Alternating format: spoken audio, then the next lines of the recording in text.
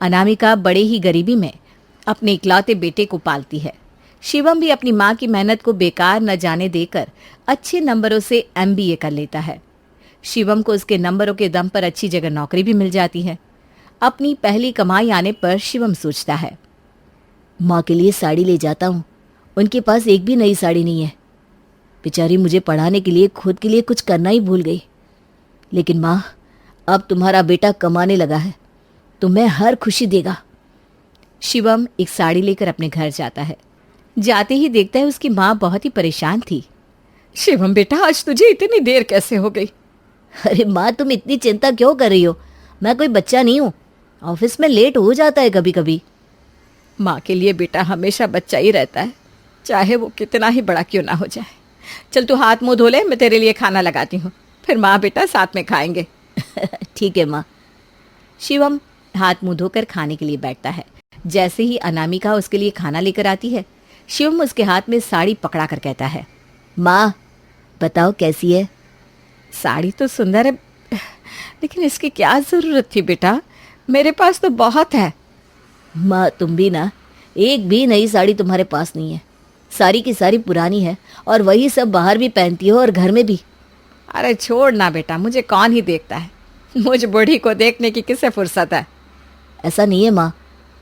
अनामिका और शिवम खा पीकर सोने चले जाते हैं। दिन बीतने लगते हैं।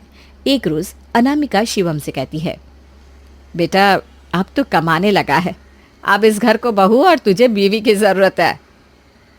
जैसा आप सही समझे माँ। तुझे कोई पसंद है तो बोल दे, मैं मेरे बच्चे की शादी उसी से करवा दूंगी। अरे किसी न किसी से तो करवानी है।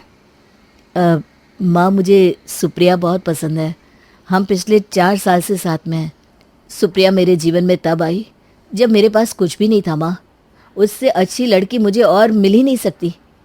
ठीक है तो फिर उससे ही ले आते हैं बहू बनाकर। कोई ना कोई तो आएगी ही। अनामिका बेटे की खुशी के लिए सुप्रिया के घर वालों से बात करती है और दोनों बच्चों का रिश्ता पक्का कर देती है। सुप्रिया के घर वाले भी झट से हाँ कह देते हैं। दोनों घरों में शादी की तैयारियां जोरों शोरों से चालू हो जाती हैं। शिवम और अनामिका शादी की शॉपिंग साथ में करते हैं। अनामिका अपने लिए कुछ नहीं लेती और शिवम और सुप्रिया के लिए शॉपिंग करती है। ओहो माँ, तुमने अपने लिए तो एक भी साड़ी और ज्वेलरी नहीं ली, तुम शादी में क्या पहनोगी? अरे बेटा मेरी छोड़, अभी तुम दोनों के कपड़े ज़रूरी है, मेरा क्या है। मेरी तो ज़िंदगी आधे से ज़्यादा बीत गई है, कितनी ही ज़िंदगी बाकी है अब। ये कोई बात थोड़ी ना हुई, मुझे नहीं पता। तुम अभी के अभी अपने लिए ज्वेलरी लोगी यहाँ से बस। अरे बेटा चल ना यहाँ से, अभी ऐसे ही बहुत खर्च हो रहा है, तुम और खर्च बढ़ाने में क्यों लगे हुए हो? तुम्हें मेरी कसम, चलो यहाँ से। माँ की कसम के कारण शिवम वहाँ से चला आता है, लेकिन मन ही मन खुद को कोसने लगता है। मेरे पैसे किस काम के जो मेरी माँ को ही सुख ना दे सके। मैं माँ के लिए साड़ियाँ खुद ला दूंगा। शिवम शादी में अनामिका के पहनने के लिए 6 साड़ियाँ ले आता है और अनामिका को देते हुए कहता है, माँ देखो, मुझे कुछ नहीं सुनना, आप चुपचाप से ये साड़ियाँ शादी के लिए तैयार करवा लो। ये साड़ियाँ आपको पहननी है, लगना चाहिए कि आप मेरी माँ हो। अरे कितने पैसे लगा दिए तूने? अरे महंगी दे दी होगी तुझे ये सारी साड़ियाँ, पागल, एक बार मुझसे पूछ तो लेता। कोई महंगा नहीं है, तुम चुपचाप से पहन लो बस। शिवम के जाने के बाद अनामिका सोचती है, अभी तो बहू नई नहीं है, साल भर तो देना लेना लगा ही रहेगा, तो उसके लिए उठा कर रख देती हूँ। देखते ही देखते शादी का दिन आ जाता है। शादी के दिन भी अनामिका अपनी पुरानी साड़ी ही पहने रहती है। माँ को पुरानी साड़ी में देखकर शिवम को बहुत दुख होता है, लेकिन वो चुप रह जाता है। शादी अच्छे से हो जाती है और सुप्रिया बहू बनकर घर चली आती है। घर आती ही सुप्रिया शिवम से कहती है, शिवम ये क्या है, माँ के लिए तुमने नई साड़ी तक नहीं ली, ये मुझे पसंद नहीं आया। ऐसा हो सकता है क्या? मैंने तो ली थी साड़ियाँ, लेकिन माँ ने पहनी नहीं, अब मैं क्या बोलूँ उन्हें? वही मैं सोचूं ऐसा कैसे हो सकता है, लेकिन भीड़ में माँ को सबसे अलग लगना चाहिए था, क्योंकि वो दूल्हे की माँ है। पर माँ तो बिल्कुल अच्छी नहीं लग रही थी। मैं माँ को समझाने की कोशिश करूंगी। अगले दिन सुप्रिया नहा धोकर तैयार हो जाती है और अनामिका को नई साड़ी देते हुए कहती है, मम्मी जी आज आप यही साड़ी पहनना जब हम शाम को मंदिर जाएंगे। अरे बहू मेरे पास बहुत साड़ियाँ हैं, उनमें से कोई पहन लूंगी। मम्मी जी आपको यही साड़ी पहननी है। अच्छा ठीक है, ला। सुप्रिया अनामिका को साड़ी देकर काम में लग जाती है। शाम को सुप्रिया तैयार हो जाती है, लेकिन अनामिका वही पुरानी साड़ी पहनकर बैठ जाती है। अनामिका को देखकर सुप्रिया का दिमाग गर्म हो जाता है। मम्मी जी, ये क्या है? आपको मैंने जो साड़ी दी थी वो कहाँ है? आपने वो क्यों नहीं पहनी? अरे बेटा, वो मैंने ना उठाकर तेरे लिए रख दी है, तुझ पर अच्छी लगेगी। नई नई बहू बेटी पर ये सब सुंदर लगता है, इस बूढ़ी को कौन ही देखता है। मम्मी जी, ऐसा नहीं होता है। अब तो सब कुछ सही है। आपका बेटा अच्छा खासा कमाता है, मुझे जब चाहिए होगा तो और आ जाएगा। आप क्यों चिंता करती हो? अरे बेटा, फिजूल में पैसे क्यों लगाना। इसमें फिजूल जैसा क्या है? अब आदमी जब कमाता है तो अच्छा पहनना और अच्छा खाना तो बनता है, वरना बेकार है सब। आप खुद ही सोचो, कोई आपको देखेगा तो क्या कहेगा? बेटा इतना कमाता है फिर भी माँ के लिए कुछ नहीं करता। अच्छा अच्छा, अब शांत हो जा बहू। दुनिया का क्या है, आज तेरी सी तो कल मेरी सी। चल अब मंदिर होकर आते हैं। सुप्रिया गुस्से में लाल पीली हो जाती है और मन ही मन सोचती है, अब मुझे कोई और तरकीब निकालनी होगी ताकि मम्मी जी को समझ में आ जाए कि वो क्या कर रही हैं। दोनों सास बहू मंदिर जाती हैं। मंदिर में सब अनामिका को अलग तरीके से घूरते हैं। तभी पड़ोस की एक औरत वहां आकर अनामिका को ताना देते हुए कहती है, अनामिका, सुना है तेरे बेटे को अच्छी खासी नौकरी लग गई है, तो फिर तू ऐसे क्यों रहती है? अब क्या जिंदगी भर ऐसी ही रहेगी? हैं? इतनी कंजूसी अच्छी नहीं है। पड़ोसन की बातें सुनकर अनामिका उसे कोई जवाब नहीं दे पाती, लेकिन सुप्रिया का खून खौलने लगता है। वो आंटी जी, मम्मी जी को बहुत गर्मी लगती है, इसलिए उन्होंने पुरानी साड़ी पहनी है। रही बात कंजूसी की, तो मैं ऐसी ही नई की नई साड़ी दूसरों को दे देती हूँ। नहीं नहीं बेटा, मैंने ऐसा नहीं कहा। तुमने तो बुराई मान लिया। मैं चलती हूँ अनामिका। पड़ोसन तुरंत वहां से 9-2-11 हो जाती है। वाह बहू, क्या जवाब दिया है तुमने। वो तो भाग खड़ी हुई। मैं तो सोचती रह जाती, समझ में नहीं आता क्या कहूँ। अब क्या करें मम्मी जी, जिसको जो भाषा समझ में आती है उसे उसी में समझाना पड़ेगा ना। पूजा करके दोनों सास बहू घर आते हैं। अगले दिन सुप्रिया भी अपनी सास की कोई पुरानी साड़ी पहन लेती है। जैसे ही अनामिका की नज़र सुप्रिया पर पड़ती है, अरे बहू, ये क्या, तुमने मेरी साड़ी क्यों पहनी है? बिल्कुल अच्छी नहीं लग रही। इतनी सारी साड़ियाँ पड़ी हैं, वो सब कब काम आएगी? तो अभी क्या, अभी जा और कपड़े बदल कर आ। नहीं मम्मी जी, मुझे यही साड़ी अच्छी लग रही है, आरामदायक है और मुझे ना रिलैक्स लग रहा है। वैसे भी मुझे घर पर देख ही कौन रहा है। ये बात भी सही है। नाश्ते की टेबल पर शिवम सुप्रिया को पुरानी साड़ी में देखकर कहता है, ये क्या है? तुम्हें आए हुए 2 दिन भी नहीं हुए और माँ का रंग तुम पर इतना चढ़ गया कि तुमने उन्हीं की तरह पुरानी साड़ी डाल ली। बिल्कुल अच्छा नहीं लग रहा है। कोई देखेगा तो क्या कहेगा कि मैं तुम दोनों के लिए कुछ नहीं करता हूँ। अरे बाबा, घर में कौन अभी आ रहा है? हाँ, और घर में नई साड़ी पहनकर उसे खराब क्यों करूँ? पैसे जो लगते हैं तुम्हारे, तुम क्या बर्बादी करने के लिए कमाते हो? ठीक है बाबा, तुम दोनों सास बहू को जो करना है करो, मैं अब कुछ नहीं बोलने वाला। दोपहर के वक्त शिवम जब घर आता है, तब खाने की टेबल पर शिवम दोनों सास बहू से कहता है, माँ, रात को मेरे एक दोस्त की शादी में जाना है, मैं घर जल्दी आ जाऊंगा, तुम और सुप्रिया तैयार रहना। ठीक है बेटा। जी, हम रेडी हो जाएंगे। और दोनों अच्छे से तैयार रहना, बहुत बड़े होटल में शादी हो रही है और वो लोग बहुत पैसे वाले हैं। सुप्रिया, मैंने जो तुम्हें फर्स्ट नाइट पर साड़ी ला कर दी थी ना, वही पहनना। ठीक है। शाम के वक्त शिवम जल्दी जल्दी घर आता है और नए कपड़े निकालकर पहनने लगता है। माँ, सुप्रिया, तुम दोनों रेडी हो या नहीं? हाँ, मैं तो रेडी हूँ बेटा। मैं भी रेडी हूँ। शिवम जब दोनों को देखता है तो, माँ, आपने फिर से पुरानी साड़ी पहनी है? और सुप्रिया, तुमने क्यों पुराने कपड़े पहने हैं? यार, तुम लोगों को जाना है कि नहीं, ये बताओ। अरे बहू, ये कपड़े तुझ पर बिल्कुल अच्छे नहीं लग रहे। तू मेरे बेटे का दिल दुखा रही है। वो कितने प्यार से तेरे लिए साड़ी लाया था और तूने पहनी नहीं। घर की बहू अगर ऐसे कपड़े पहनेगी तो इज्जत घर की जाती है। मम्मी जी, यही बात तो मैं आपको बताना चाहती हूँ। जब आप शिवम के इतने प्यार से लाए हुए कपड़े नहीं पहनती तो उसे कितना बुरा लगता है। अगर मैं इस घर की बहू हूँ तो आप भी इसी घर की बहू हैं। इज्जत तो आपके ऐसे कपड़े पहनने से भी जा सकती है ना।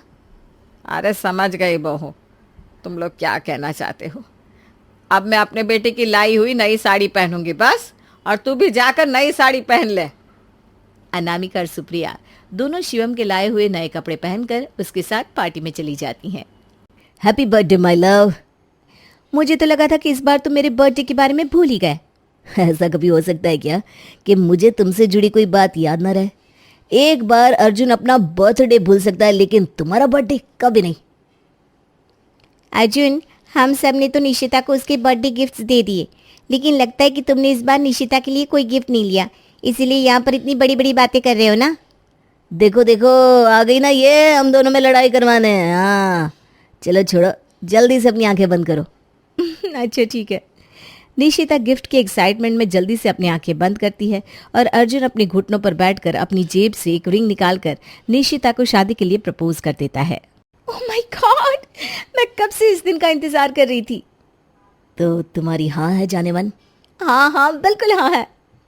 गर्लफ्रेंड जब तक गर्लफ्रेंड रहती है उसकी तारीफें भी तभी तक होती है, लेकिन एक बार गर्लफ्रेंड बीवी बन जाए तो वो कहते हैं ना, बीवी तो हमेशा दूसरे की ही अच्छी लगती है।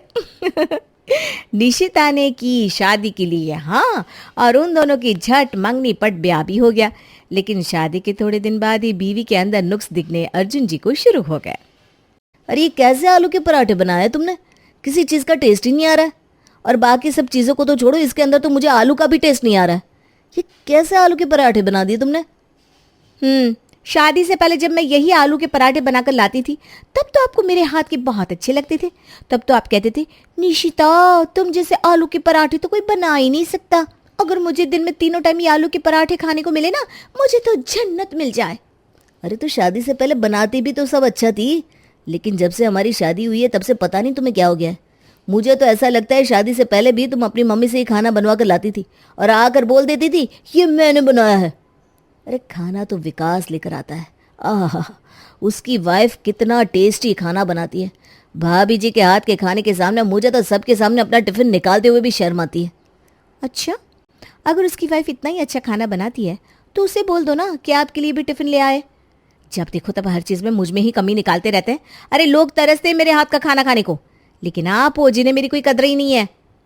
सुबह सुबह ना मुझे तुम्हारा कोई लेक्चर नहीं सुनना है। पति से बात करने की बिल्कुल भी तमीज़ नहीं है तुम्हारे अंदर।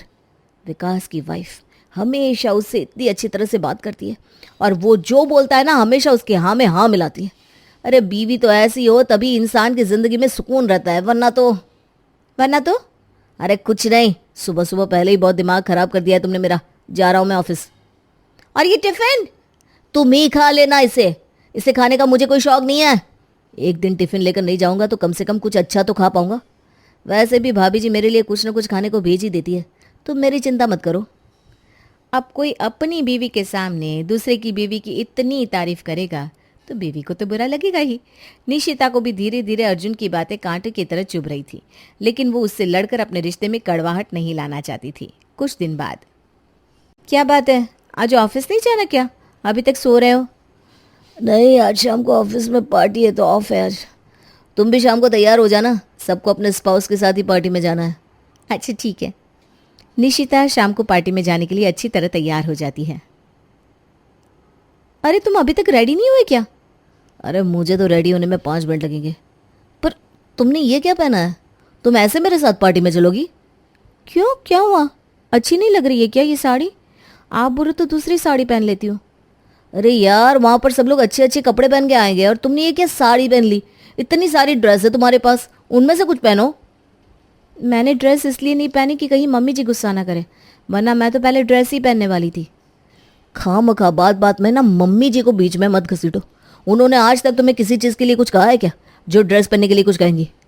शादी से पहले तो तुम इतनी अच्छी तरह बन ठन कर रहती थी, लेकिन शादी होती ही पता नहीं तुम्हें क्या हो गया है।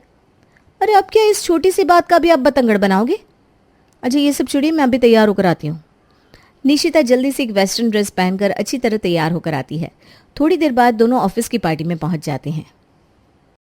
अरे यार, कितनी सिंपल ड्रेस पहनकर आ गई हो तुम पार्टी में। मीनाक्षी भाभी जी को देखो, कितनी अच्छी तरह तैयार होकर आई है। मेकअप भी कितना अच्छा किया है उन्होंने। अगर तुम मीनाक्षी भाभी के बगल में जाकर खड़ी हो जाओ ना तो कोई देखेगा भी नहीं तुम्हें। ये सब आप क्या बोल रहे हो अर्जुन? मैं यहाँ किसी से कम्पीट करने नहीं आई हूँ, और हर किसी का अपना स्टाइल होता है, अपनी पसंद होती है। मुझे बहुत ज़्यादा मेकअप पसंद नहीं है, इसलिए मैंने लाइट मेकअप किया है। वे दोनों आपस में बात कर रहे थे कि तभी विकास अपनी वाइफ मीनाक्षी के साथ उनके पास आता है। आपको नहीं लगता भाभी जी कि पार्टी के अकॉर्डिंग आप ठीक से तैयार होकर नहीं आई? अर्जुन ने आपको बताया नहीं था क्या कि आज किसी एक कपल को बेस्ट कपल का अवार्ड मिलने वाला है? कम से कम उसके लिए तो आपको अच्छी तरह से तैयार होकर आना चाहिए था। विकास जी, अब हर किसी को अच्छी फैशन सेंस थोड़ी ना होती है। कोई बात नहीं निशिता, तुम इनकी बात का बुरा मत मानना। अगर तुम्हें फैशन टिप्स चाहिए तो मुझसे पूछ लेना बेझिझक। थैंक यू सो मच, लेकिन मुझे किसी टिप्स की ज़रूरत नहीं है। लगता है आप मेरी बात का बुरा मान गई। खैर, मैं तो बस ऐसे ही कह रही थी। हेलो गाइस, जैसा कि आप जानते हैं आज आप सब में से किसी एक कपल को बेस्ट कपल का अवार्ड मिलने वाला है और हमें जो कपल आज सबसे बेस्ट लगा है वो है मिस्टर विकास और उनकी वाइफ मीनाक्षी। तो आ जाइए आप दोनों स्टेज पर। ये तो मैं पहले से जानती थी कि ये अवार्ड तो हम दोनों को ही मिलेगा। अगली बार ना आप भी थोड़ी अच्छी तरह तैयार होकर आइएगा, क्या पता अगली बार आपको ये अवार्ड मिल जाए। मीनाक्षी की बात से निशिता को बुरा तो बहुत लगता है, लेकिन वो पार्टी में उससे कुछ नहीं कहती। पर उसकी बातें सुन सुनकर अर्जुन को अंदर ही अंदर निशिता पर गुस्सा चढ़ जाता है। पार्टी खत्म होने के बाद मेरा भी ड्राइव करने का मन नहीं कर रहा। एक काम करो, घर तक तुम ड्राइव कर लो। आपको पता है मुझे ड्राइविंग करनी नहीं आती। अरे यार, मुझे तो समझ में नहीं आता कि तुम्हें कुछ आता भी है या नहीं। मेकअप करना नहीं आता, ढंग से कपड़े पहनना नहीं आता, गाड़ी चलाना नहीं आता, अच्छा खाना बनाना नहीं आता, तो आखिर तुम्हें आता क्या है? कितना लकी है विकास कि उसे मीनाक्षी भाभी जैसी वाइफ मिली है। अरे अब ऐसे घूर क्या रही हो मुझे? ठीक ही तो कह रहा हूँ, जाओ जाकर कार में बैठो। अपने पति के मुंह से दूसरे की पत्नी की इतनी तारीफ सुनकर निशिता को गुस्सा तो बहुत आ रहा था, लेकिन वो अर्जुन से लड़ाई करके बात को बढ़ाना नहीं चाहती थी, इसलिए वो चुपचाप गाड़ी में बैठ जाती है। कुछ दिन बाद, सुनो, आज विकास और उसकी वाइफ डिनर पर आ रहे हैं, इसलिए उनके लिए कुछ अच्छा सा खाना बना लेना। पिछली बार जब उनसे पार्टी में मिली थी तो बहुत इंसल्ट हुई थी, लेकिन इस बार कुछ ऐसा मत करना जिससे तुम्हारी वजह से मेरी भी बेइज्जती हो जाए। हाँ ठीक है। अर्जुन की बात से निशिता को गुस्सा चढ़ जाता है, लेकिन फिर भी वो शाम को सबके लिए अच्छा सा डिनर बनाकर तैयार करती है। खाने की खुशबू तो बहुत अच्छी आ रही है भाभी जी, लेकिन उतनी अच्छी भी नहीं आ रही जितनी अच्छी मेरी मीनाक्षी के हाथ के बने खाने से आती है। आहा, मीनाक्षी के हाथ के खाने की तो बात ही अलग है। आंटी जी, विकास जी ने बताया था कि आपको बेसन के लड्डू बहुत पसंद है, तो मैं खास आपके लिए अपने हाथों से बेसन के लड्डू बनाकर लाई हूँ, ये लीजिए। अरे बेटा, अभी तक तो मैंने सिर्फ अर्जुन के मुंह से ही तेरी तारीफें सुनी थी, लेकिन अब पता चला कि तेरी इतनी तारीफ क्यों करता है। तू तो मेरी बहू भी नहीं है, उसके बाद भी तू मेरे लिए अपने हाथों से मेरी पसंद के लड्डू बना कर ले आई। और यहाँ एक मेरी बहू है जिसे मेरी पसंद नापसंद से कोई मतलब ही नहीं है। काश तू मेरी बहू होती तो कितना अच्छा होता। अरे नहीं नहीं माँ जी, मीनाक्षी को तो बस मेरी ही रहने दीजिए। ऐसी पत्नी पाने के लिए 16 सोमवार के व्रत किए हैं मैंने, ऐसे ही थोड़ी ना मुझे इतना अच्छा फल मिला है। काश मैंने भी 16 सोमवार के व्रत कर लिए होते तो मुझे भी कुछ अच्छा फल मिल जाता है। अरे अब तुम खड़ी खड़ी हमारी बातें ही सुनती रहोगी या खाना भी लगाओगी? सब इतनी देर से यहाँ पर बैठे हुए हैं, दिख नहीं रहा है क्या सबको भूख लगी है? अब ये सब भी मुझे तुम्हें सिखाना पड़ेगा? कोई बात नहीं अर्जुन जी, रिलैक्स। निशिता की आंखों में अंदर ही अंदर आंसू भरे थे, लेकिन बस वो किसी तरह उन्हें अपनी आंखों में ही दबाए हुई थी। निशिता सबको खाना सर्व करती है। वैसे तो मुझे कहना नहीं चाहिए, लेकिन आपने मलाई कोफ्तों के साथ बड़ी नाइंसाफ़ी की है निशिता जी। अगर आपको ये बनाना नहीं आता था तो कुछ और बना लेती, इसके अंदर ना वो टेस्ट नहीं आ रहा। लेकिन हाँ, मैं जब अगली बार मलाई कोफ्ता बनाऊंगी तो उसकी रेसिपी वीडियो शूट करके आपके पास भेज दूंगी। इसी बहाने आपको मलाई कोफ्ता बनाना तो आ जाएगा। अरे कोई बात नहीं बेटा, धीरे धीरे सीख लेगी। जग में पानी ख़त्म हो गया है, किचन से जाकर पानी ले आ। जी मम्मी जी। निशिता किचन से पानी लेकर आती है। मेरे ग्लास में पानी डाल दो। जी। इतनी सब बातें सुनकर निशिता का मन बेचैन सा हो गया था, इसलिए जग में से पानी कहाँ पर गिर रहा है उसका ध्यान ही नहीं था। वो जैसे ही अर्जुन के ग्लास में पानी डालने लगी तो हाथ कांपने की वजह से जग का पानी अर्जुन पर गिर गया। ये क्या बदतमीजी है? आखिर क्या कर रही हो तुम? एक गिलास पानी भी ठीक से नहीं पकड़ाया जाता क्या तुमसे? सॉरी, वो गलती से गिर गया। क्या गलती से गिर गया? हर चीज में गलती गलती गलती। पता नहीं अपने घर से कुछ चेक करके भी आई थी या नहीं। न जाने वो कौन सी घड़ी थी जब मैंने तुमसे शादी करने का डिसीजन लिया। अरे मती मारी गई थी मेरी। अब बस भी कीजिए ना देवर जी, इतनी सी बात के लिए कितना सुनाएंगे निशिता को। लगता है हमें देखकर वो ज़रा घबरा गई है। अच्छा, अब हमें चलना चाहिए, कल ऑफिस में मिलते हैं अर्जुन। उनके जाने के बाद तुम्हें बोला था ना कि वो लोग घर पर आए तो ज़रा ढंग से बिहेव करना। गेस्ट को कैसे अटेंड किया जाता है ये भी नहीं पता तुम्हें। अरे कुछ सीखो मीनाक्षी भाभी से। हम ऑफिस के फ्रेंड्स जब भी उनके घर पर डिनर करने जाते हैं तो वो इतनी अच्छी तरह अटेंड करती हैं हमें। उनका सबसे बात करने का तरीका भी इतना अच्छा है, लेकिन तुम्हें तो किसी से बात करनी नहीं आती। बस हर किसी के सामने भूत बनकर खड़ी हो जाती हो। अरे बेटा, इससे कहने का कोई भी फायदा नहीं है। इससे आज तक तेरी कोई बात समझ में आई है क्या जो अब आएगी? हमारी ऐसी किस्मत ही नहीं थी कि हमें मीनाक्षी जैसी बहू मिलती। बोला था तुझे, इससे शादी करने से पहले एक बार अच्छी तरह सोच ले। मुझे यह लड़की तेरे काबिल नहीं लगती, लेकिन फिर भी तूने मेरी एक बात नहीं मानी। मीनाक्षी बेचारी पहली बार हमारे घर आई और मेरे लिए अपने हाथों से लड्डू बनाकर लाई। और इसने तो कभी मुझसे ये पूछा तक नहीं, मम्मी जी आपको खाने में क्या पसंद है। निशिता के मम्मी पापा ने हमेशा उसे अपनी सर आंखों पर बिठा कर रखा था। उसने शादी से पहले घर का कोई काम नहीं संभाला था, लेकिन शादी होने के बाद उसने कभी घर के काम से शिकायत नहीं की। यहाँ तक कि वो हमेशा कुछ न कुछ करके अर्जुन और अपनी सास का दिल जीतने की कोशिश करती रहती, लेकिन फिर भी वो दोनों हमेशा उसी में कमियां निकाल कर उसके सामने मीनाक्षी की तारीफ करते। कुछ दिन बाद वो मुझे थोड़े पैसे चाहिए थे। पैसे किस लिए? अगले हफ्ते रक्षाबंधन है ना, तो मुझे थोड़ी शॉपिंग करनी है और अपने लिए एक नई साड़ी भी खरीदनी है। बहुत टाइम से मैंने अपने लिए कुछ खरीदा नहीं। मेरे बेटे के पैसे तो पेड़ पर उगते हैं ना, कि तुझे हर त्योहार पर नए नए कपड़े खरीद कर ला कर दे।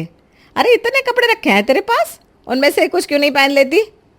सही कह रही हो माँ, अगर तुम्हें नए नए कपड़े खरीदने का इतना ही शौक है तो अपने पैसों से क्यों नहीं खरीदती? मीनाक्षी भाभी को देखा है, खुद जॉब करती है और अपने पैसों से ही अपनी शॉपिंग करती है, और तुम हो कि तुम्हें हर छोटी मोटी चीज़ के लिए मुझसे पैसे चाहिए। अरे बेटा, तू कहाँ इसकी तुलना मीनाक्षी से कर रहा है? वो बेचारी तो घर में सहारा लगाने के लिए खुद भी काम करती है, और इससे तो अकेले घर का काम तक नहीं संभलता। जब घर बैठे तेरे पैसों की ऐश मिल रही है तो ये भला बाहर काम करने क्यों जाएगी? बाहर काम करेगी तो इसे मेहनत करनी पड़ेगी ना। बस बहुत हो गया। आप सबको क्या लगता है कि घर का काम करने में मेहनत नहीं लगती? और बात रही जॉब की, तो वो मैं इसलिए नहीं करती क्योंकि मैं मम्मी जी को अकेले घर पर छोड़कर नहीं जा सकती। आपको अच्छी तरह पता है कि आपकी तबीयत कितनी खराब रहती है। कभी भी ब्लड प्रेशर हाई या लो हो जाता है। अब ऐसे में मैं आपको घर पर अकेले छोड़ के जॉब करने के लिए तो बिल्कुल नहीं जा सकती। अपनी नाकारी को मेरी तबीयत की आड़ में मत छुपा। घर पर रहकर भी तो कौन सी मेरी सेवा करती है? तो घर पर रहे या ना रहे, मुझे तो उससे कोई फर्क नहीं पड़ता। बस जब देखो तब मेरे बेटे के पैसों को आग लगाती रहती है। अरे छोड़ो ना माँ, ऐसे कुछ भी कहने का कोई फ़ायदा नहीं है। ये मीनाक्षी भाभी हर चीज़ में विकास को इतना सपोर्ट करती है, उनके साथ जॉब करती है, घर संभालती है। एक गृहिणी कैसी होती है ये तुम्हें मीनाक्षी भाभी से सीखना चाहिए। उनके जैसी पत्नी पाकर तो विकास की ज़िंदगी ही बन गई। खैर, ये पकड़ो पैसे और जो लेकर आना हो ले आओ। नहीं, रहने दीजिए, मुझे कोई पैसे नहीं चाहिए। मेरे पास जो कपड़े मैं उन्हें पहनकर ही घर चली जाऊंगी। निशिता अपनी आंखों में आंसू लिए वहां से चली जाती है, लेकिन उसकी परेशानी को कोई नहीं समझता। मीनाक्षी के साथ हर बात पर अपनी तुलना सुन सुनकर निशिता का सब्र अब जवाब देने लगता है। उसके सब्र का बांध अब टूटने ही वाला था कि तभी कुछ दिन बाद सुबह सुबह उनके घर पर अर्जुन का दोस्त विकास आता है। अरे विकास, तो यहाँ पर तूने बताया भी नहीं कि तू घर पर आ रहा है, वरना मैं निशिता से कहकर तेरे लिए अच्छा सा नाश्ता बनवा देता। खैर कोई नहीं, बैठ, मैं निशिता को बोलकर तेरे लिए गर्मा गर्म आलू के पराठे बनवाता हूँ। निशिता, जल्दी से विकास के लिए गर्मा गर्म आलू के पराठे बना दो। नहीं यार, अभी मेरा कुछ भी खाने का मन नहीं है। क्या बात है विकास बेटा, मुझे तो बहुत परेशान सा लग रहा है। मीनाक्षी बेटी से कोई झगड़ा हो गया है क्या तेरा? वैसे मीनाक्षी बेटी है बहुत समझदार, ज़रूर तूने ही कुछ किया होगा। बता क्या हुआ? वो समझदार नहीं है, कुछ ज़्यादा ही समझदार निकली काकी। पहले मेरे सामने इतनी अच्छी बनने का दिखावा किया और अब मेरे सारे पैसे लेकर किसी और के साथ भाग गई। मेरी ही किस्मत खराब थी जो मैंने उसके साथ शादी की। क्या? मुझे तो यकीन नहीं हो रहा यार कि मीनाक्षी भाभी ने तेरे साथ ऐसा किया। भाई वो सबके सामने जितनी परफेक्ट बनती थी ना, उतनी ही मेरी ज़िंदगी को तहस नहस करके चली गई। अच्छा है कि निशिता भाभी मीनाक्षी जैसी नहीं है। मैं तो उसे अगर एक बात भी बोल देता था तो इतनी बदतमीजी से मुझसे बात करती थी, इसलिए मैं तो डर की वजह से उसे कुछ कहता ही नहीं था। हर जगह उसकी तारीफ करता रहता था। ये सब सुनकर अर्जुन और जानकी के तो होश उड़ जाते हैं। कुछ देर बाद जब विकास वहां से चला जाता है तब निशिता जानबूझकर अर्जुन और अपनी सास से कहती है, वैसे बहुत बुरा लगा ये सुनकर कि मीनाक्षी भाभी किसी और के साथ भाग गई। अभी तो मुझे उनसे ये भी सीखना था ना कि मुझे उनके जैसा कैसे बनना है, लेकिन अफसोस अब ऐसा नहीं हो पाएगा। वैसे आप चाहो तो मैं मीनाक्षी भाभी को कॉल कर दूंगी, वो मुझे कॉल पर ही समझा देंगी कि मुझे उनके जैसा कैसे बनना है। निशिता की ये बात सुनकर उन दोनों के मुंह से एक शब्द भी नहीं निकलता। वो समझ जाते हैं कि जिस तरह उन्होंने इतने दिन मीनाक्षी का नाम ले लेकर निशिता को ताने मारे हैं, तो अब निशिता भी ताने मारने में पीछे नहीं रहेगी। इसलिए वो पतली गली से अपना रास्ता नाप लेते हैं और उस दिन के बाद से हर रोज बस घर में निशिता की तारीफों के ही पुल बांधते हैं और घर में मीनाक्षी का नाम लेने से भी दोनों माँ बेटे ताबा कर लेते हैं। एक शहर में राम प्रकाश अपनी बेटी रजनी के साथ रहा करता था। उसकी पत्नी का देहांत हुए कई साल गुजर चुके थे, तो वो बस अपनी बेटी के साथ ही रहता था। वो लोग बहुत गरीब थे क्योंकि राम प्रकाश एक प्राइवेट टीचर था और उसकी सैलरी बहुत कम थी। रजनी बेटा, आज खाना क्या बनाया है? पापा आज बस दाल रोटी ही है, सब्जी खत्म हो गई थी। अरे कोई बात नहीं बेटा, दाल रोटी भी बहुत है हमारे लिए। पापा आप इतनी चिंता क्यों करते हो? मैं भी कोई काम ढूंढ लूंगी। नहीं बेटा, तुम्हें तो पढ़ाई करनी है, तुम अपने सपनों को पूरा करो, मेरी चिंता मत करो। पर पापा हमारे पास पैसे नहीं है, आप अकेले कितना काम करेंगे? बेटा, जब तक मेरे पास तुम्हारा साथ है मैं सब कुछ कर सकता हूँ। तुम मेरी सबसे बड़ी ताकत हो। पापा आप हमेशा मुझे इतनी हिम्मत देते हो। बेटा, तुम्हारी माँ होती तो वो भी यही चाहती कि तुम आगे बढ़ो। पापा मैं वादा करती हूँ कि मैं मेहनत करूंगी और आपको गर्व महसूस कराऊंगी। मुझे पूरा विश्वास है बेटा, बस तुम अपनी पढ़ाई पर ध्यान दो, बाकी सब ठीक हो जाएगा। और मामला कोर्ट में पहुंचा। कोर्ट में जज ने रजनी की दर्दनाक स्थिति को देखकर एक अनोखा फैसला सुनाया। वीर, तुम्हारी गलती ने एक मासूम लड़की की जिंदगी बर्बाद कर दी। अब उसकी देखभाल करने की जिम्मेदारी तुम्हारी। तुम्हें रजनी से शादी करनी होगी और उसकी जिंदगी भर की जिम्मेदारी उठानी होगी। जज साहब, मैं ऐसा नहीं कर सकता, ये नामुमकिन है। ये कोर्ट का आदेश है और तुम्हें इसे मानना होगा। रजनी अब अपाहिज हो चुकी है और उसे कोई दूसरा नहीं अपनाएगा। तुम्हारी गलती की सजा यही है। वीर को कोर्ट का आदेश मानना पड़ा। वो रजनी से शादी करने के लिए मजबूर हो गया। मंदिर में रजनी और वीर की शादी हुई। रजनी व्हील चेयर पर बैठी हुई थी और वीर ने बेमन से शादी की रस्में निभाई। पंडित जी ने मंत्र पढ़े और शादी हो गई। अब तुम दोनों पति पत्नी हो, एक दूसरे का साथ निभाना। जी पंडित जी। ठीक है पंडित जी। अगली सुबह रजनी ने पूरी मेहनत से नाश्ता तैयार किया और सबको बुलाया। मम्मी जी, दीदी, नाश्ता तैयार है, आप सब आकर खा लीजिए। सुषमा और दीपिका किचन में आई और जैसे ही उन्होंने नाश्ता देखा उनका गुस्सा फूट पड़ा। ये क्या बना दिया तूने? हमें ये नहीं खाना। तू होती कौन है हमारे लिए नाश्ता बनाने वाली? हाँ, तेरी औकात नहीं है हमारे घर की चीजों को छूने की। गरीब घर की अपाहिज कहीं की हमारे घर में आकर हमारी जिंदगी बर्बाद कर रही है। तू हमारी किसी भी चीज को हाथ नहीं लगाएगी, समझी? ये ले पैसे और जाकर अपने लिए अलग से सामान लिया और अपना काम अलग से कर। तेरा हमसे कोई वास्ता नहीं है। पर मैं आपकी बहू हूं और बहू तो बेटी जैसी होती है। बेटी होगी तो अपने मायके की, हमारी कुछ नहीं है। चल अपना ये मनहूस चेहरा हटा ले यहां से। रजनी बहुत कुछ कहना चाहती थी लेकिन उसने आगे कुछ नहीं कहा। उसने चुपचाप पैसे लिए और अपने कमरे की ओर चल पड़ी। उसका दिल टूट चुका था लेकिन उसने हिम्मत नहीं हारी। हे भगवान, मुझे ये अपमान कब तक सहना पड़ेगा? मैं वापस अपने मायके नहीं जा सकती। अगर गई तो पापा बहुत दुखी हो जाएंगे।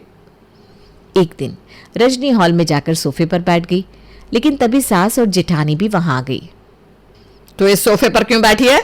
तेरी जगह जमीन पर है। अगर सोफे पर बैठना है तो अपना सोफा लेकर आ। दहेज में तो फूटी कोड़ी नहीं लाई और चली है सोफे पर बैठने। हाँ। रजनी का दिल फिर से दुख गया। उसने चुपचाप उठकर जमीन पर बैठने का फैसला किया। उसे बार बार उसकी गरीबी और अपाहिज होने का ताना दिया जाता था। हे भगवान, ऐसा कब तक चलेगा? मैं क्या करूं? वीर जाने कहाँ रहते हैं, रात भर घर नहीं आते, आते हैं तो बस सो जाते हैं। रजनी हर रोज इन तानों और अपमानों को सहन करती रही, क्योंकि उसके पास कोई और चारा भी तो नहीं था। एक दिन अचानक घर की घंटी बजी तो उसने दरवाजा खोला। सामने खड़े थे वीर के रिश्तेदार। रजनी को देखकर वे थोड़े चौंक गए, क्योंकि उन्होंने पहले कभी उसे देखा नहीं था। अरे आओ आओ, स्वागत है आपका, आओ। ये कौन है? ये है हमारी नई नौकरानी रजनी। नौकरानी? हाँ जी, ये बहुत मेहनती है, कामकाज बहुत अच्छे से करती है। लेकिन ये तो थोड़ी अपंग लग रही है। हाँ जी, थोड़ी दिक्कत है इसे, पर काम तो बखूबी करती है। जी हाँ, मैं मेहनत से काम करती हूँ। चुप रह, तुझे कितनी बार बताया है कि जब मेहमान बोल रहे हो तो बीच में मत बुला कर। अरे कोई बात नहीं, उसे डांटो मत, बेचारी पहले ही परेशान होगी अपनी हालत से। अरे इस पर तरस ना करो, बहुत मक्का आ रही है। रजनी को रोना आ गया। उसको ये सब बातें सुनने की आदत हो चुकी थी, लेकिन किसी बाहर वाले के सामने नहीं। मेहमानों के सामने होती ऐसी बातों को सुनकर उससे रहा नहीं गया और वो वहां से चली गई। हेलो, हाँ पापा, कैसे हो? मैं ठीक हूँ, आप बताओ ना। किससे बात कर रही है? पापा से बात कर रही थी। किससे पूछकर तूने फोन किया अपने बाप को? इस फोन का बिल क्या तेरा बाप भरेगा? ये आप क्या बोल रहे हैं? पापा बिल्कुल सही कह रहे हैं। कल मैंने देखा था तू बैठकर टीवी देख रही थी। ये जो तू बिजली इस्तेमाल कर रही है, इसका बिल कौन देगा? कोर्ट का आदेश तुझे घर में रखने का है, ये सारी चीजें इस्तेमाल करने देने का नहीं, समझी? पर तेरी शादी हुई है उससे, तेरा पति है वो, कुछ कह रहा है तो चुपचाप सुन नहीं सकती है क्या? जाहिल कहीं की। ये गरीब ना ऐसे ही होते हैं माँ, कोई संस्कार नहीं, कोई क्लास नहीं। ये सब सुनकर अब रजनी से रुका नहीं गया और वो भागती हुई अपने कमरे में चली गई। एक दिन घर में किसी बात पर चर्चा चल रही थी तो वो उसने सुन ली। उससे रहा नहीं गया और उसने अपनी राय भी दे दी। उन्होंने हमारी शादी में शगुन के 500 रुपए दिए थे, तो हमें भी 500 ही देने चाहिए। हाँ सही बात है, जितना उन्होंने किया उतना ही हम भी कर देंगे। अरे वो लोग तो गरीब है, उन्होंने 500 किया था तो जरूरी थोड़ी ना है कि हम भी 500 करें। हम लोग उनसे ज्यादा देंगे, हम अमीर हैं, हमारी अमीरी दिखानी भी तो चाहिए। अरे नहीं, कोई जरूरत नहीं है, क्यों फालतू खर्च करना है? पर मुझे लगता है ये सही कह रहे हैं। कोई हमारे साथ जितना करे, हमें उसके साथ उससे बढ़कर ही करना चाहिए। इससे हमारी उनकी नज़र में अच्छी छवि बनती है। लो भाई, अब भिखारी बताएंगे कि किसको कितना देना है। तुम्हारी औकात 100 की नहीं, और तुम क्या यहाँ बैठकर 500 की बात सुन रही हो, हैं? सुषमा, तुम्हारा इस लड़की पर जरा भी जोर नहीं चलता, जरा भी तुम्हारा डर नहीं है इसे। हम यहाँ बात कर रहे हैं और इसकी इतनी हिम्मत के बीच में बोल रही है। चली जाए यहाँ से, वरना खाल उधेड़ दूंगी। चल भाग यहाँ से। रजनी भागती हुई अपने कमरे में चली गई और बुरी तरह से रोने लगी। लेकिन तभी सुषमा की आवाज फिर से आई। अरे आ करम चली, बाहर आकर देख, तेरा बाप आया है। पापा, आप कैसे हो? आप? मैं तो बिल्कुल ठीक हूँ, तू बता बेटा। माना कि बिल्कुल फकीर रखे हो, लेकिन बेटे के घर आ रहे थे तो कम से कम कोई फल ही ले आते। ला रहा था, लेकिन रास्ते में कुछ भूखे बच्चे मिल गए तो वो उन्हें दे दिए। ये पहली बार सुना कि भिखारी भी भीख देते हैं। दीदी, आपको मुझे जो कहना है कह लीजिए, लेकिन मेरे पापा को कुछ ना कहे। मिर्च लग गई। मिर्च नहीं, पर यह गलत है। मेरे पापा के बारे में कुछ मत बोलिए। क्यों, तेरे बाप के क्या सुरखाब के पर लगे हुए हैं? बेटी, तूने मुझे बताया क्यों नहीं कि तेरा ससुराल ऐसा है? तो चल मेरे साथ। जबरदस्ती अपनी अपाहिज बेटी को मेरे गले डाल दिया। तो क्या सोच रहे थे, अंबानी जैसा परिवार मिलेगा, खोपड़ी पे बिठाएगा? तो मेरी बेटी को अपाहिज बनाया किसने? आपने, दामाद जी, आपने। अरे ओ बूढ़े, मैं कोई तेरा दामाद वामाद नहीं हूं। अपने मुंह से मेरा नाम लिया तो जुबान खींच लूंगा। चलो रजनी, यहां से। नहीं पापा, अब यही मेरा घर है और मैं यहीं रहूँगी। जैसा भी है मेरा ससुराल है, आप जाइए। राम प्रकाश ने रजनी को समझाने की बहुत कोशिश की, लेकिन वो नहीं मानी। आखिरकार थक हार कर राम प्रकाश वापस लौट गया। लेकिन इधर रजनी ने अपने पिता के अपमान का बदला लेने के लिए अपने ससुराल वालों को सबक सिखाने की ठान ली थी। बहुत हो गया, मैं अपना अपमान तो कितना भी सह सकती हूँ, लेकिन आज इन लोगों ने हद कर दी। अब इन लोगों को अपने किए का भुगतान करना ही पड़ेगा। इसी तरह एक दिन रजनी मौका पाकर उन सबके खाने में बहुत सारी मिर्च डाल देती है। अभी तक कमर में दर्द हो रहा है। ए बहू, खाना दे मुझे। ये लीजिए माँ जी। ये क्या बवाल है? बहू, क्या तूने मिर्च का पूरा डिब्बा डाल दिया आज खाने में? अरे बाप रे, मेरी जीभ जल गई। पानी पानी पानी। अरे पानी कहाँ है? अब तू कौन से जन्म का बदला ले रही है हमसे? हमको इतनी मिर्ची वाला खाना खिला दिया और खुद नहीं खाया, पानी भिजवा दिया। पानी कहाँ है?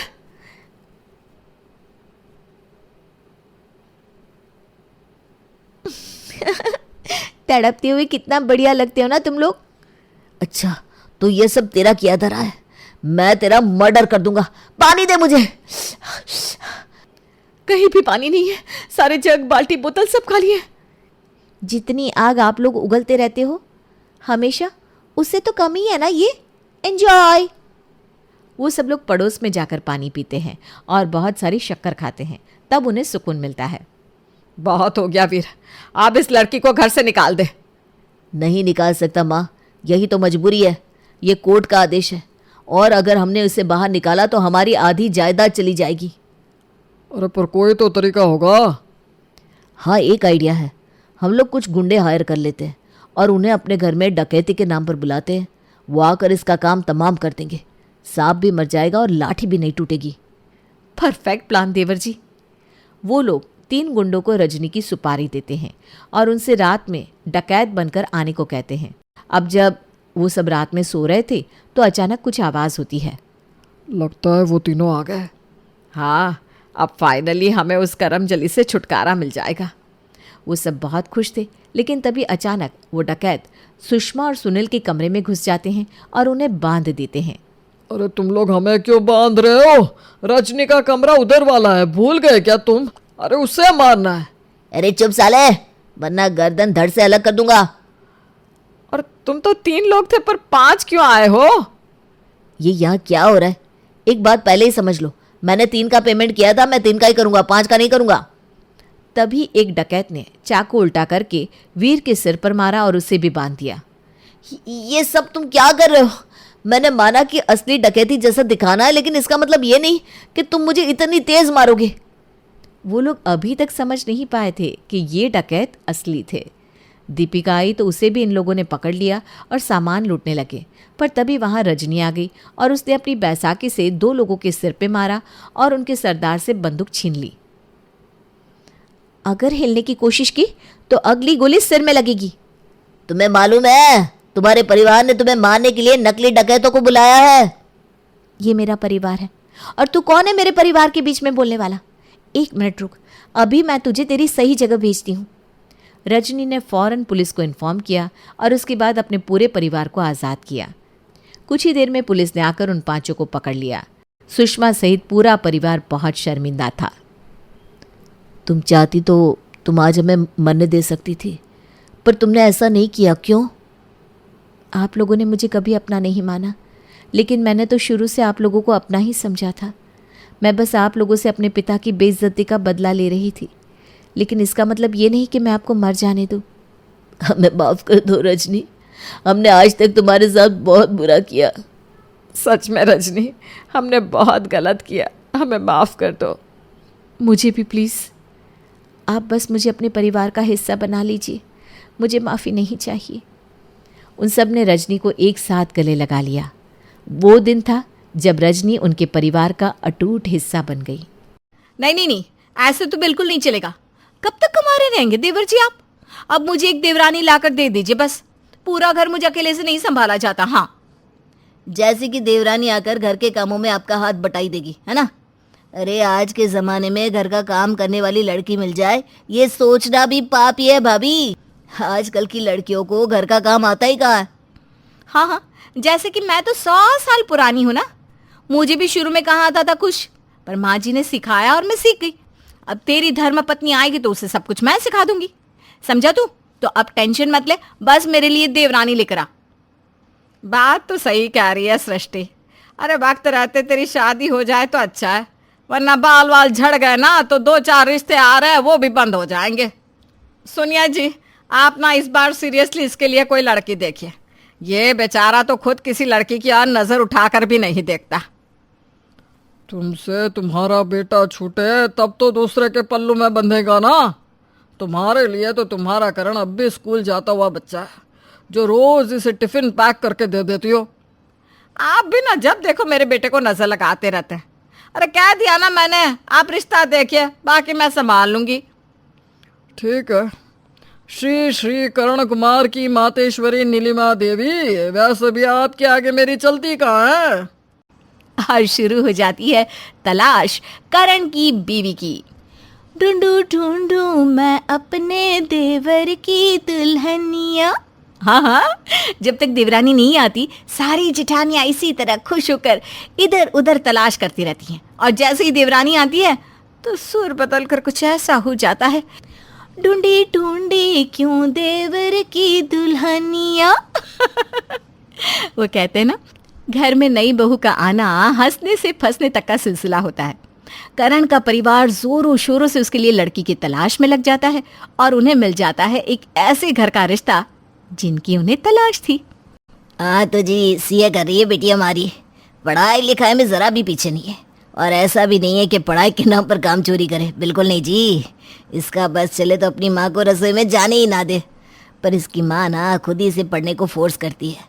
अब बच्ची पढ़ लेगी तो उसके आगे के लिए अच्छा होगा ना, कुछ कर लेगी, 2 पैसे कमाएगी तो शादी के बाद अपने पति को ही तो देगी। हम कौन सा लेने आने वाले हैं। लो देवर जी, मिल गई घर का काम बाहर का काम जानने वाली संस्कारी तौर तरीके वाली देवरानी। और करण की पत्नी बनकर, या कहे सृष्टि की देवरानी बनकर, मुक्ता संतोष निवास में आ जाती है। गृह प्रवेश के वक्त रस्में पूरी कर जैसे ही मुक्ता घर के अंदर आती है, सृष्टि कहती है, अपना हाथ आगे ला मुक्ता, ये ले इस घर की चाबी। अब इन चाबियों को ना तू ही संभाल। इन्हें संभाल संभाल कर मैं थक गई हूँ। अब तुझे ही देखना है, मेरे प्यारे देवर जी को भी और इस घर को भी। पर शुरुआत से ही ये सब आप करती आ रही है भाभी, आपसे अच्छा हिसाब किताब इस घर में कौन कर सकता है। तुम टेंशन मत लो करण, मैं सीए की पढ़ाई कर रही हूँ। हाँ माना भाभी को तजुर्बा होगा, पर ये मेरा प्रोफेशन बनने वाला है।